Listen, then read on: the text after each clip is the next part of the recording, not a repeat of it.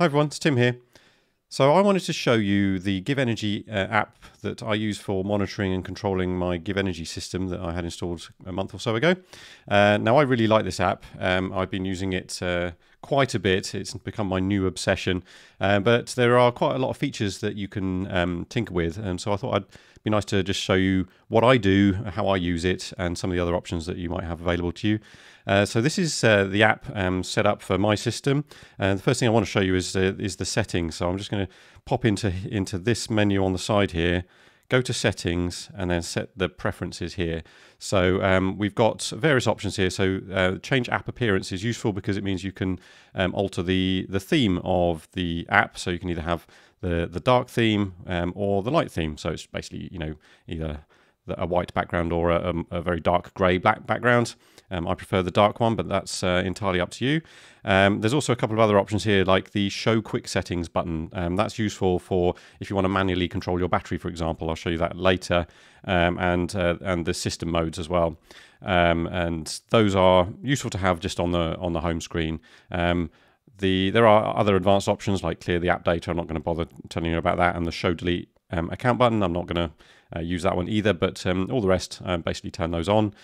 Which means that when we go back to the home dashboard, which is this top option here, you get this nice little sort of, I guess, real-time display. So actually, at the moment, it's showing us away because Kat and I were just out at the garden centre having a nice cup of tea and a bit of cake, and it obviously is not connected to the Wi-Fi at that point. But when you're at home, you can connect to your home Wi-Fi. So if I tap the home button, it should, with any luck, pick up the fact that we're back home and on the Wi-Fi, and now it should start picking up the real-time data. So when you're in away mode, it's using the data from the GivEnergy cloud, which is synced every 5 minutes or so. But when you're home, it updates approximately every 10 seconds. So you can see when it ticks over to 10 seconds, it refreshes, and you'll see the real-time data there. Now, I really like the way the colours blend correctly. Although I notice here actually there's a little bug occasionally that manifests. You can see where the little blobs are going from the solar array near the top there. It should start yellow and then go to blue over on the left-hand side towards the battery and red over towards the grid on the right hand side there, but you can see it's actually reversed. So let me see if I can refresh that and see if that will fix it. There you go. So that's what it should look like, is it starts at the yellow and then blends gradually into the colors that represent the battery or the grid, or the home in the middle there. So yeah, this is just the sort of representation of the flow of power. So everything's in kilowatts in this instance, but you can also see I've got a few other icons there. I've got this little sort of red light bulb with a pound symbol in the middle, and you can see that's showing 34 pence. So I think what that means is that's how much I'm earning per hour currently, because I'm exporting well, best part of 2 kilowatts at this instant. It's gone up to 45 pence per hour now, and that's because the battery is basically full. It's showing us 98%. It maxes out about 100 and then drops down 1 or 2%, but just sort of once it's around the 97 to 100%, the battery seems to sort of stop filling up. Although it is showing it is charging a little bit at 846 watts at the moment, so maybe it's still just topping up a little bit, and the rest is going out to the grid. You can also see below that we've got this little what is it, a leaf thing, and now that shows you the current carbon intensity of the grid, which I quite like. So it's showing 264 grams of CO2 per kilowatt hour. That's slightly above average. I think the grid average is closer to about 200. And you can see the generation mix breakdown underneath that. So gas 65.9%, nuclear 11.4, solar 9.5, imports 7.2. So that's coming from places like France or Scandinavia, where we've got connections across the various undersea cables that come into the UK. Wind 3.5%, biomass 2.4, hydro 0.1. Okay, so this is one of the annoyances about the app, which I think they could improve. You see this huge area up the top here, right? And then they've got this tiny little bit here where the actual useful information is, and it's just this tiny little scroll area. There is literally nothing stopping them shifting this whole thing up like, you know, this bit here is too big. If they move the whole thing up a little bit, they can make a little bit more room for the this scrolly bit, and I think that would make it just feel a bit nicer to use. But anyway, that's a minor bugbear. And the same thing happens if you click on any of these other blobs. I call them blobs just because, you know, whatever. And you can see, you know, this is what the grid import has happened today, is 16.4 kilowatt hours. Most of that was during the cheap flux period because I was filling up the battery and also heating the hot water tank. So, you know, we imported quite a lot at the cheaper rate. The battery, you can see we filled up 4.67 kilowatts, and the rest of it went into the home. So actually that's the EV as well. We charged the EV to, last night also. But there's also the export tab. Currently no export yet, but that should start ticking up soon because the battery's basically full, and you can see we're still exporting. Yeah, so if I then click on the battery, you also get a similar display with the breakdown for how much is charged and how much is discharged in kilowatt hours. But I actually I don't use those sort of blob displays very often. What I tend to use are these icons at the bottom. So you can see we've got a little home display there. That's actually this screen. But then next to that, we've got the power graph. So that's showing the instantaneous power at any given time in kilowatts. So you can see up the side on the left-hand side there, you've got the measure in kilowatts, and then you've got various options. So you've got the solar generation, which is the yellow. You can toggle that on and off. What the home is currently consuming in the green there, the battery is the blue, and what's going in and out of the grid is in the red. So there you go. And you can scroll this along, and then if you get it just right, you can sort of hover over and see what the power is. There we go. So it's a little fiddly, but you can sort of see what the instantaneous power is at any given moment, although it's, you know, granularity of 5 minutes. So you can see, for example, here, if I zoom this in a little bit, go to 6 hours instead. I like the fact that you can change the scale. You can see this little spike of red. So that's the export is running at 2 kilowatts at 11.25. So it's currently 11.42 according to my phone. And you can see that's because there's more generation than is going into the battery. So the rest is going out to the grid. So that's nice. And the green there is showing, you know, our base load is, you know, about 150 watts typical consumption, just as for what we normally use during the day, and then it will spike occasionally. And I can show you this is what happened overnight during the flux period, and you can see that everything kicked off at about 2 o'clock. We consumed nearly 5 kilowatts. That's a combination of charging the battery, charging the EV, and also topping up the hot water. Actually, the grid power consumption is actually 8.5 kilowatts there, but I don't think that accounts. So the consumption, the 4.7, I don't think that accounts for the battery, because that's obviously below the line there, which means it's charging. And you can see it jumps up and down a little bit because what happens is what I've done is I've set the battery to charge to 80% during this period, and when it hits 80%, it will then try and support any other loads. So if you've got your hot water immersion heater running, or your EV, the battery will discharge a little bit into those products before it drops below 80%, and then it will charge up again to 80%. So it sort of bumbles along at about 80%, sort of between 78 and 80%, until it hits the end of that period, which is 5 o'clock. So there you go, and then everything turns off basically. In fact, you can see here at where is it? Just about 2 o'clock. The eddy switched off because the immersion heater had reached, or the hot water cylinder had reached temperature, so you can see that step down from about 4.9, 4.8 kilowatts down to about 2 kilowatts. So that 2 kilowatts is what was going into the EV at the time. So we set the EV charger to 8 amps, which is just shy of 2 kilowatts. So you can see from about 2 until 4, it was basically the hot water cylinder and the EV charging, and then the hot water turned off and it was just the EV for the rest of the time there. But anyway, so that's all of that stuff, which I really like. The one thing that annoys me though is if you've set this to say 12 hours and then you wanted to refresh the data by pulling down on the thing, it sets it back to 1 hour, which why does it do that? That's kind of annoying. So you then have to go back in and then reset it to 12 hours if you want.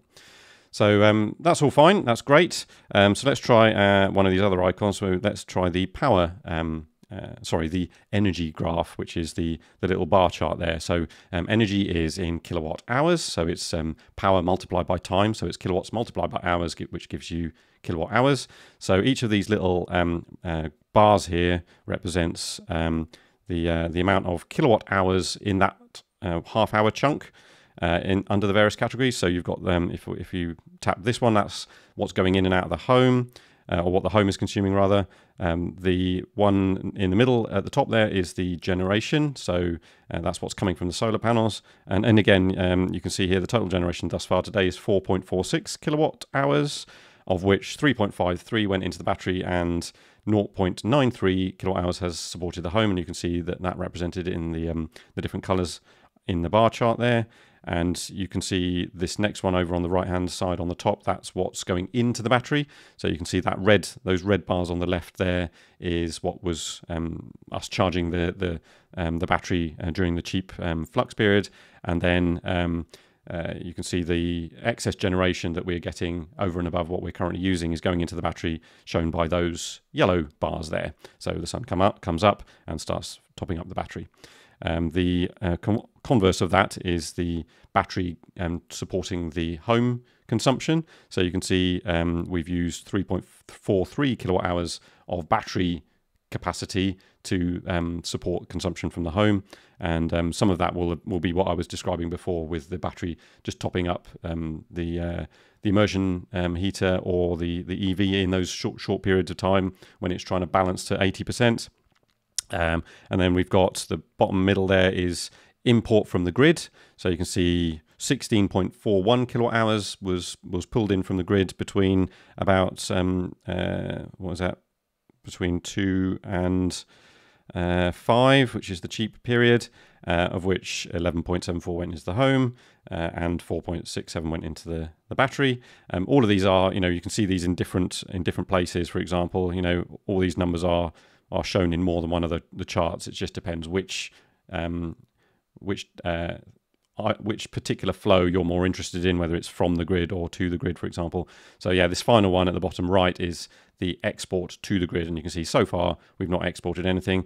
Although if you look at the this chart here, you can see now that we're getting a little bit of export, but the energy chart tends to lag behind the power chart a little bit. So you can see we've obviously got some export here from, where is it, 1120 onwards. But if I go back to the energy graph, that hasn't appeared yet. Try refreshing it. Yeah, it's not on there yet. So that tends to take a little bit longer to update. So that's kind of annoying, but that's all right. I don't mind that. By the end of the day, that's when it's most important. So I tend to check at the end of the day and see what's been going on. So let me go back to the home screen. So yeah, okay, now the battery's up to 100%. So that's cool. Actually, this brings me on to the final icon, which is the battery one. So you can either tap this button down on the bottom left, or if I go back to the home screen, you can also get to the same chart by tapping on the battery icon in the middle there below the main sort of display, and you get the same chart here. You've got the little battery information at the top. And again, you've got another timeline of some important information at the bottom. So you've got two things shown here. You've got the charge and discharge power, which is shown by the blue shaded area, and then the actual state of charge of the battery, which is the green line there. So again, you can drag your finger across and see what the values are at any given moment, or within that 5-minute granularity. So you can see this little spike here at, where is it, 10:45. There we go. That'll be me putting the kettle on and making my toast this morning. And you can see, the battery supported that completely. And then whenever the blue line is below the 0 mark there, that means that it's the battery is charging up. And that's from the excess solar, because obviously the sun's come up and is starting to charge the battery. And it reached 100%. Well, actually, showing here is 93%. Let me refresh that and see if it's picked up the most recent. Again, the timeline has reset to 6 hours, which is annoying, but there you go. There you go. So now it's picked up the 11:45 data point because it's now 11:50 according to my phone. So it's now picked up that previous 5-minute data point, and you can see the battery percentage is now at 100%. So let's go back to the home screen and see what's happening. So we're actually now generating 3.06 kilowatts, and almost all of that is going out to the grid, and we're just supporting the rest of the house load at about 350 watts in the middle there, which is nice. So there's a couple of other icons on the side here. You've got this little settings cog here, and this again just allows you to control what's displayed on that home screen. So you can see show whether or not you want the smart tariff displayed or the smart plugs icon. If we had an EV charger, we could include that as well, and the carbon intensity. And you can choose what's shown on the carbon intensity, whether it's the national data or the regional data, and that can have an effect because different regions of the UK have a slightly different energy mix at different times. So your carbon intensity in your local area might be different from the national average, for example. So it depends which one you're interested in. And let me just briefly show you also the settings up in the top there. Oops, there we go. Tap on that and you get the system modes. So this is also accessible when you're on any of these other screens, by the way. So if you're on the battery one and you click on that top one, you get to the same system mode screen. So this is where you can control how your battery charges and discharges. So for example, here you've got the charge mode at the top where you can charge it either from solar or solar and grid. I've got mine set to both, which means that I can then set it up to charge overnight during the flux cheap period, so between 2 and 5. You can see I'm charging it up to 80% because what I'm doing is I'm making sure that there's a decent capacity in the battery, which will then mean that when I get to 4 p.m., which is the peak flux period, I can then force discharge the battery a little bit to help support the grid, reduce the carbon intensity of that peak period, and also earn a little bit of money because the flux import rate overnight is about 19.5 pence for me, but the export rate during that peak period is about 35 pence. So there's a sort of 15 pence-ish arbitrage opportunity there. So what I'm doing is I'm not discharging the battery for those full 3 hours. I'm only discharging for an hour. So you can see at the bottom there, I've got the discharge mode set to scheduled, and I'm starting that discharge, that forced discharge at 6 p.m. and then I'm stopping at 7 p.m. when the peak period finishes. Now here's an important point. This consumption type option here, if I click on that, you can see there are two options here: meet home demand and full export. Now these have literally no meaning to me. Like it doesn't make any sense what these actually do. So I will tell you what they do because I've experimented with both, and I can tell you that the one you probably want is the meet home demand option. So I tried both of these, and it seemed that when I chose the full export option, the battery didn't charge from excess solar during the rest of the day. So it was just sat there doing nothing. It didn't even provide power to the home. So it was really weird. It was like all that means is that it's just charging and discharging on a schedule. So if you want it to behave normally for the rest of the time, you want to use the meet home demand option. And then it behaves basically the same as when you're not doing any forced discharging, except during that period, this between 6 and 7 for this particular schedule, and then it will force discharge. So down to that 4%, although I'm not entirely sure whether it will stop at that, because what tends to happen with my system is well, I'll show you actually. Let me go back to the power graph and show you what happened yesterday, because that will show you the full day. In fact, let's go to the battery for yesterday, and that's the full 24 hours. So here's a good example. So overnight, it had dropped to about 54%, charged up to 80%, then just provided power to the house for the rest of the day, started to pick up excess solar during the morning, reached 100% at just about 2 o'clock. So the battery was then basically full, and then during this period from 6 until 7, forced discharged at full rate down, and it got from basically 100%, 98%, and it dropped down to about 68% in that 1 hour block. So then again, it supports the house for the rest of the evening, and so on and so on. So basically that's the pattern that I'm tending to do. So I can show you the previous day looks pretty similar.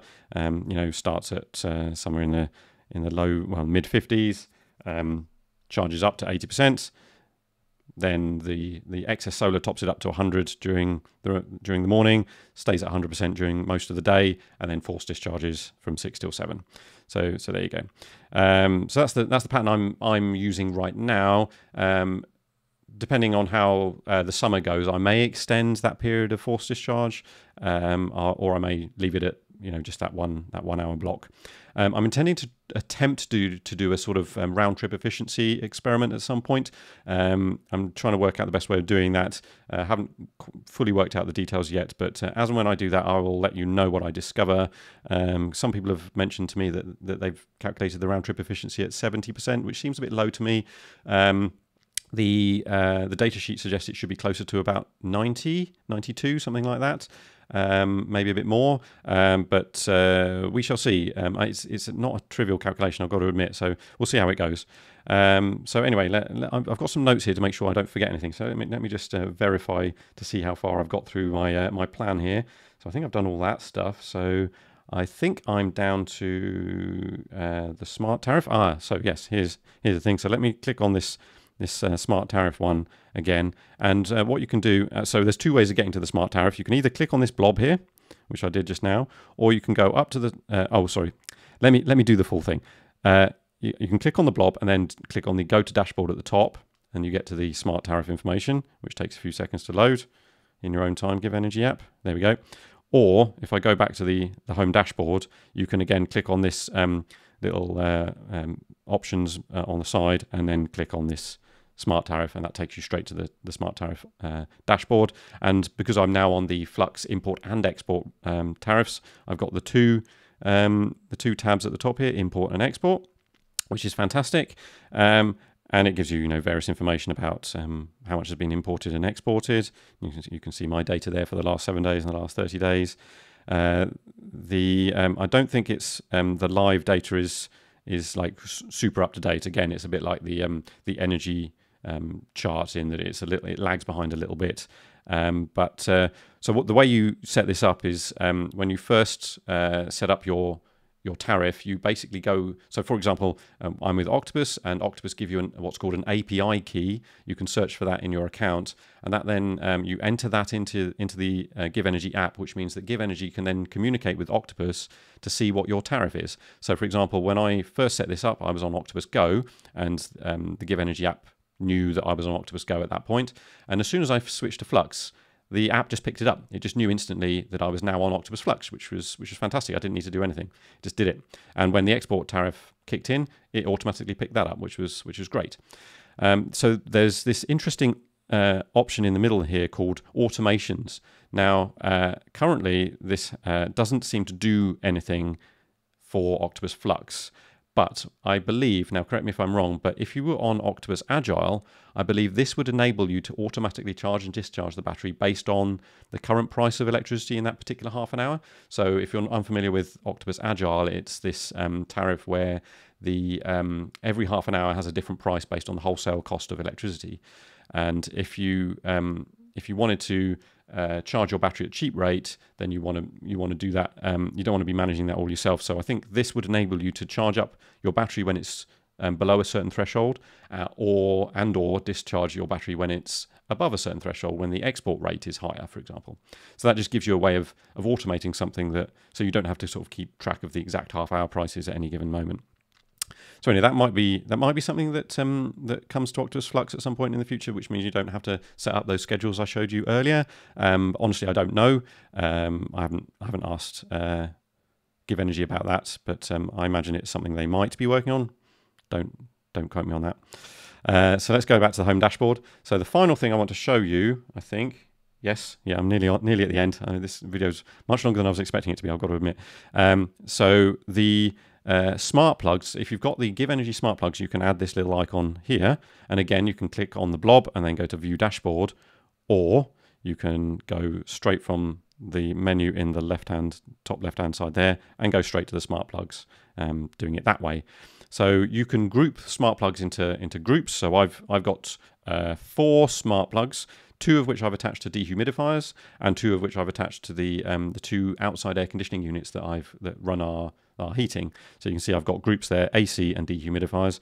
Currently the AC is switched off, and it's just running on the the standby power rating of 22 watts. So if I go into that, you'll see that the 2 individual units, as and when it loads in your own time, there we go. So the 2 different units are currently drawing 13 watts and 9 watts. So that's what they're currently in their standby mode. I think that's because the AC1 unit is connected to 3 indoor units, whereas the AC2 unit is connected to 2 indoor units. So I think that's just because of the sort of residual draw of the indoor units, perhaps. Not 100% sure about that.